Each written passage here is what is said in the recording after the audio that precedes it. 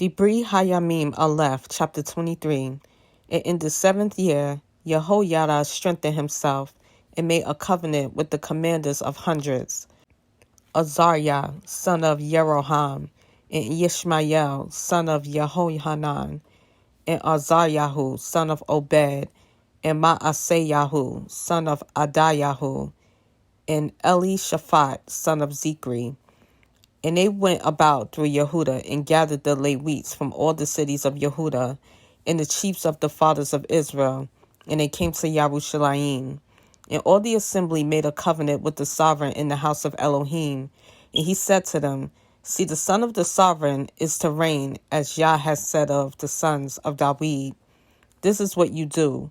1/3 of you entering on the Sabbath, of the priests and the Levites, gatekeepers of the thresholds.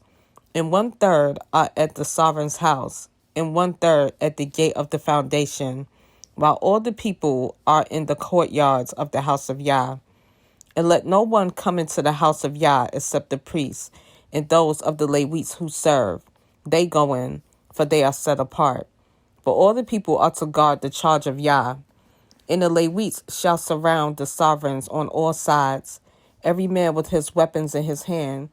And whoever comes into the house, let him be put to death. And be with the sovereign when he comes in and when he goes out. And the Levites and all Yehuda did according to all that Yehoiada the priest commanded.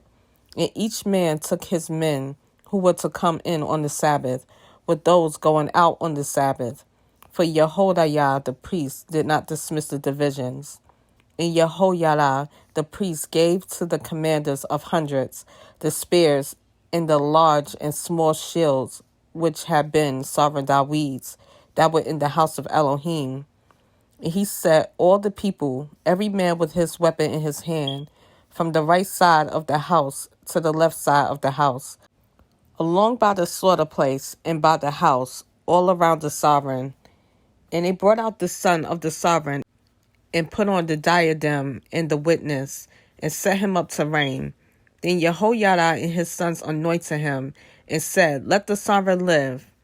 And Athaliah heard the noise of the people running and praising the sovereign, and she came to the people in the house of Yah, and looked and saw the sovereign standing by his column at the entrance.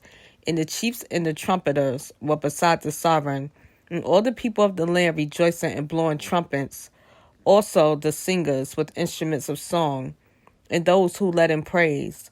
Then Athaliah tore her garments and said, Treason, treason. And Yehoiada the priest brought out the commanders of hundreds, who were set over the army, and said to them, Take her outside the ranks, and slay with the sword whoever follows her. For the priest said, Do not kill her in the house of Yah. So they laid hands on her, and she went by way of the entrance of the horse gate into the sovereign's house, and they put her to death there. Yehoiada then made a covenant between himself and the people and the sovereign to be the people of Yah. And all the people went to the house of Baal and broke it down.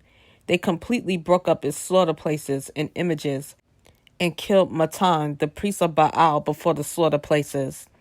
And Yehoiada put the officers of the house of Yah into the hand of the priests, the Levites, whom David had assigned in the house of Yah, to offer the ascendant offerings of Yah, as it is written in the Torah of Moshe, with rejoicing and with singing, by the hands of David.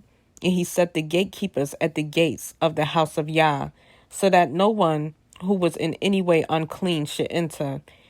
And he took the commanders of hundreds, and the nobles, and the governors of the people, and all the people of the land, and brought the sovereign down from the house of Yah. And they went through the upper gate to the sovereign's house, and set the sovereign on the throne of the reign. And all the people of the land rejoiced, and the city had rest, for they had slain Athaliah with the sword.